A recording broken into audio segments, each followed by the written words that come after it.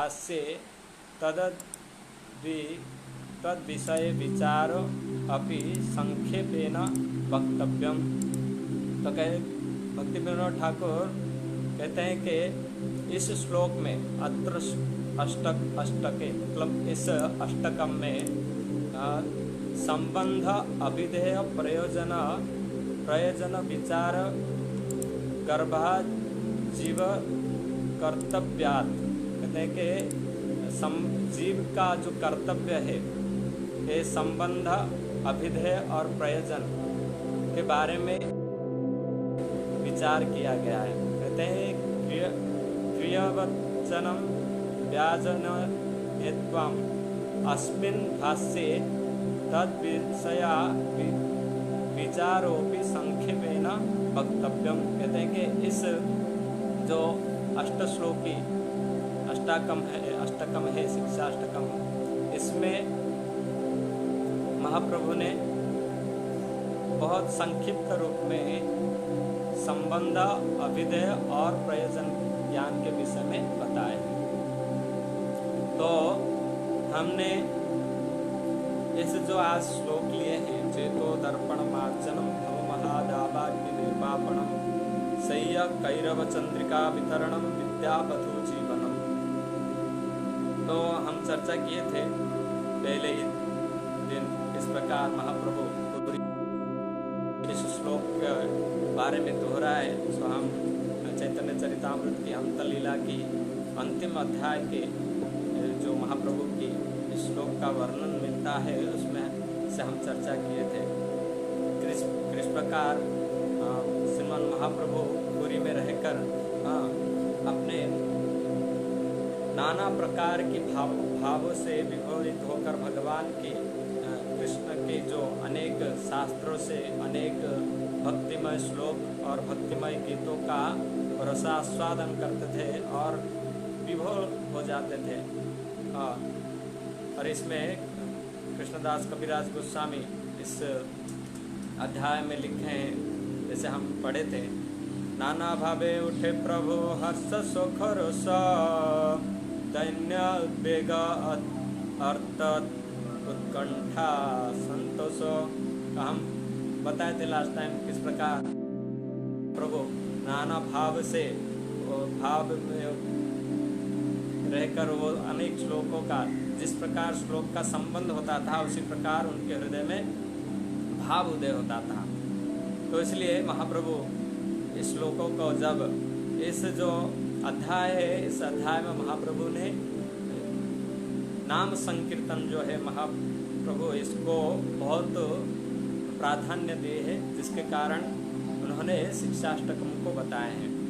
तो कहते हैं कोनो दिने कोनो भावे श्लोक पठन से श्लोक आस्वादिते रात्र जागरण हर्षे प्रभु कहे सुना स्वरूप राम राय नाम संकीर्तन कैले परम उदय। के महाप्रभु अनेक दिन अनेक रात दिन रात बैठकर इस कृष्ण संबंधित ज्ञानों को आस्वादन इस ज्ञान के विषय में चर्चा करते थे।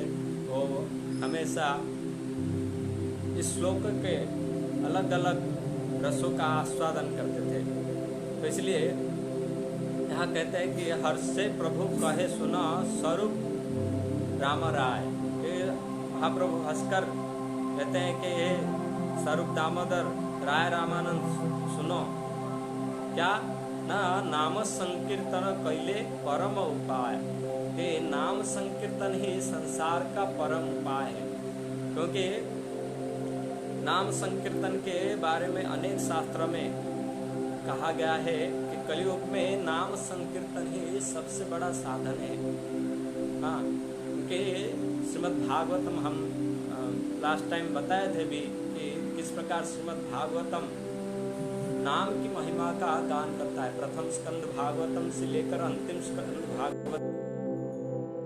स्कंद भागवतम के अंतिम श्लोक में बताया गया है, नाम संकीर्तनं जस्य सर्व प्राप प्रणसनम प्रणाम दुख समनम तम नमामि हरिपरम। के नाम संकीर्तन ही एकमात्र साधन है। तो इसलिए श्रीमन महाप्रभु ने नाम संकीर्तन के बारे में अनेक प्रकार के श्लोकों से वर्णन किए और उन्होंने बताया कि किस प्रकार जो व्यक्ति नाम संकीर्तन करता है उसके जीवन की क्या गति होता है। तो यहाँ अनेक श्लोक को बताते हुए यहाँ बताया गया है। जो इस टीकाकारों ने अनेक श्लोक को लेकर बताया कि नाम संकीर्तन किस प्रकार सर्वश्रेष्ठ है, क्योंकि श्रीमन चैतन्य महाप्रभु ने इससे पहले चैतन्य चरितामृत में कई जगह वर्णन कर चुके हैं कि नाम संकीर्तन का महिमा को उन्होंने अनेक जगह वर्णन किए। जब सनातन गोस्वामी को शिक्षा दिए, रूप गोस्वामी को शिक्षा दिए, तो नाम की महिमा जब ये वो बता रहे थे उसमें वो कहे कि सभी साधन और मध्य श्रेष्ठ नवविधा भक्ति कृष्ण प्रेम देते धरे महाशक्ति। ये सभी साधनों में श्रेष्ठ है नवविधा भक्ति, और कृष्ण प्रेम देने के लिए इसका ये नवविधा भक्ति सर्वश्रेष्ठ है।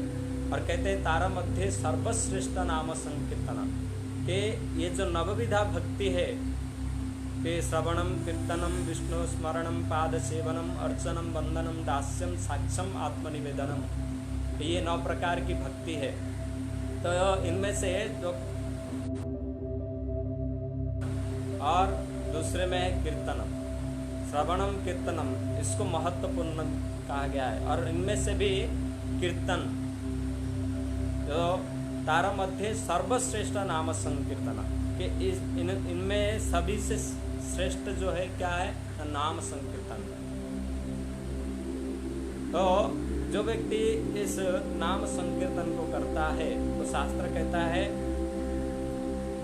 कि उसके और कोई साधन करना जरूरत नहीं होता है, क्योंकि इस नाम संकीर्तन में सब कुछ निहित है कि नाम के द्वारा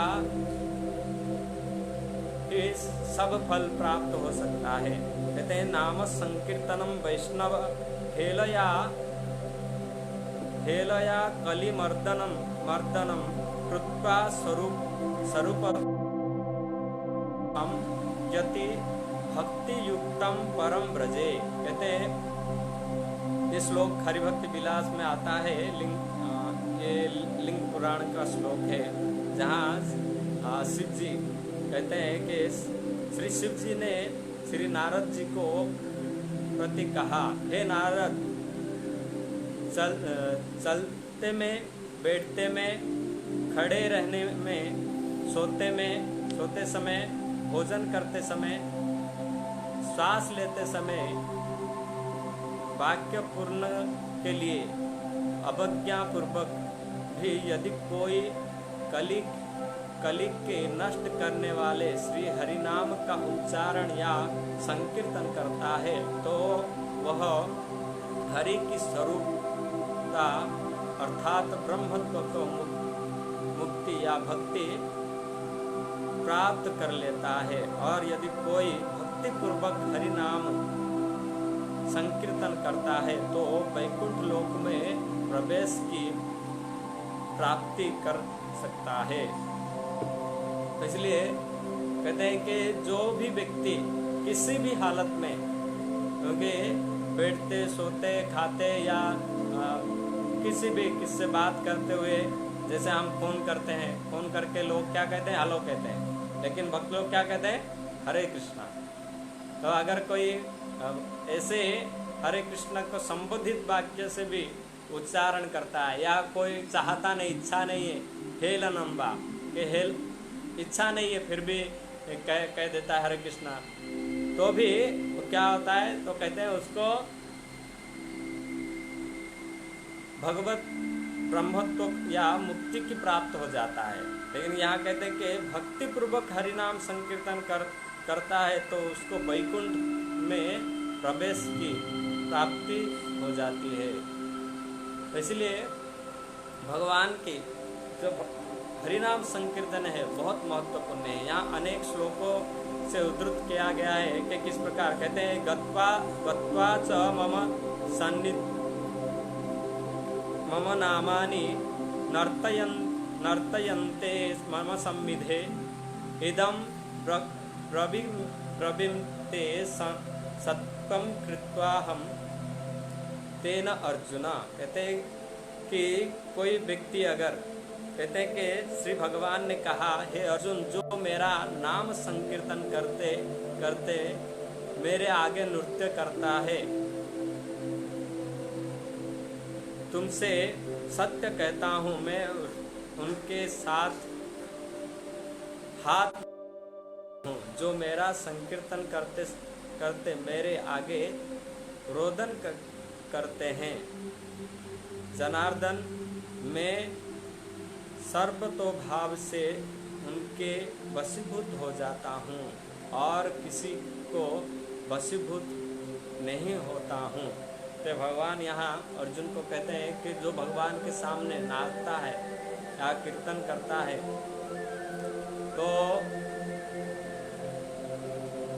भगवान क्या करते हैं, वो अपने आप को बेच देते हैं। भगवान कहते हैं मैं अपने आप को बेच देता हूँ। और दूसरे में कहते हैं कि मैं तो यहाँ तक कि उसके वशीभूत हो जाता हूँ। हाँ, पहले भी हम कितने बार श्लोका में देखे श्रीमद् भागवतम में कि हम कहे थे पहले भी किस प्रकार वशीभूत्वा तुम माम भक्त्वा, कि किस प्रकार भक्त जो है भगवान को वशीभूत कर लेता है। तो यहाँ भी भगवान उपाय बता दिए कि कोई अगर नाम संकीर्तन करता है तो भगवान उसके वशीभूत हो जाते हैं। तो आज संसार में ऐसा कोई चीज़ नहीं है कि जो भगवान को वशीभूत कर सकते हैं। भगवान स्वयं कहे श्रीमद् भागवतम में, उद्धव को कहते हैं, न साध्यते माम जोगो न संख्य धर्म उद्धवो न स्वाध्याय स्व तपोजोग जथार भक्तिर्मर्जितः।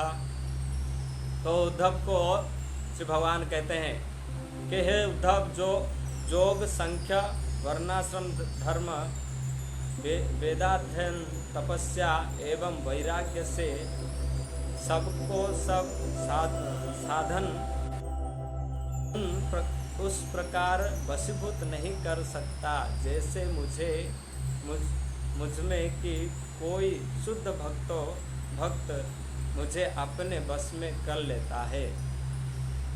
भगवान यहाँ उद्धव को स्वयं कहे कि संसार में कोई भी वस्तु नहीं है ऐसा कोई योग आदि करके या सांख्य ज्ञान से वर्णाश्रम धर्म को अच्छे से पालन करके या वेद अध्ययन करके या तपस्या करके या वैराग्य से या इसमें से किसी भी साधन में वो ताकत नहीं है जो कि भगवान को वशीभूत कर ले।